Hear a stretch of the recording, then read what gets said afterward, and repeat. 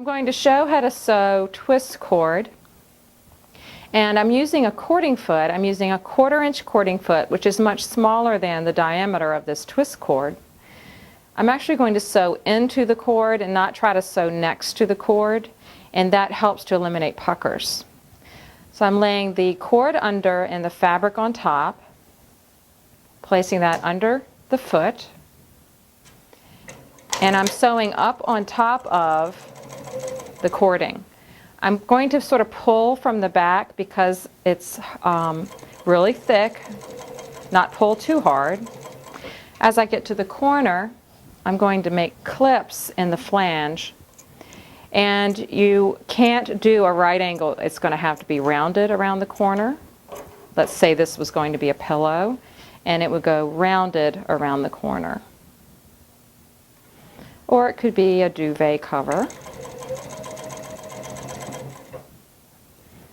And I'm just easing that in as I go, trying to keep at about a 1/2 inch seam allowance.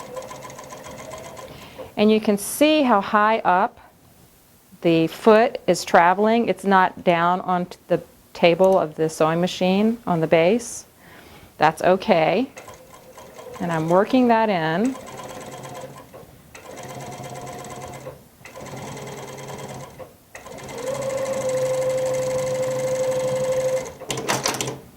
And let's take a look and see. No puckers, and you can't see the flange. So that looks pretty good. Now I'm going to show you how to join two pieces of twist cord. So let's say this was a pillow, and I wanted to join one end of twist cord to the other. As I came around on the face of the pillow, I would stop and take away some of this flange and cut it away.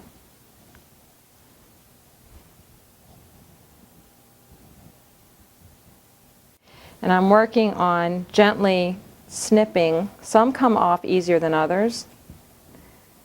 Just snipping the threads, kind of pulling it open and snipping a thread, just so I can get this open. If you're using a twist cord that unravels really badly, you may want to put some tape around the individual pieces, but this one's doing okay. That's another reason to allow a plenty extra, because if it unravels really bad, you'll end up trimming those away. So I'm going to open up the twist cord.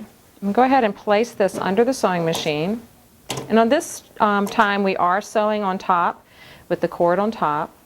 I'm going to bring the cording closest to me will be on top. The cording furthest away from me, I'm going to flatten it out like this and leave one twist cord up and let everything else flare down flat. And then work in the twist cord, and I might have to retwist it a little bit, so that it lays back down flat against the opposing twist cord. Now sometimes it gets a little tricky. You're almost reweaving it, and you want to look at the order. It's a red, a brown, a red, a green, a red, a brown, a red, a green, a red, brown, red, green, red, and I want to pull this one that's brown out. And they're all laid into place. And now slowly sew across. Keep these laying flat. Try to get all the waste out of the way. And I'll try to sew this without my hand being in the way, but I'm going to have to hold it. And you may even have to lift up on the presser foot, work it under a little, and then put it down. Lift up, work it under, press it back down. And remember, you're chomping into the cord.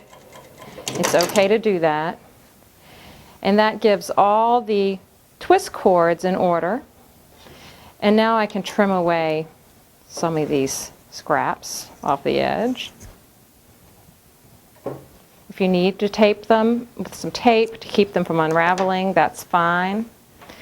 If you're worried about this being too thick You could take a hammer and literally pound them down to work them out a little thinner. But you can see there's a perfect match of twist cord.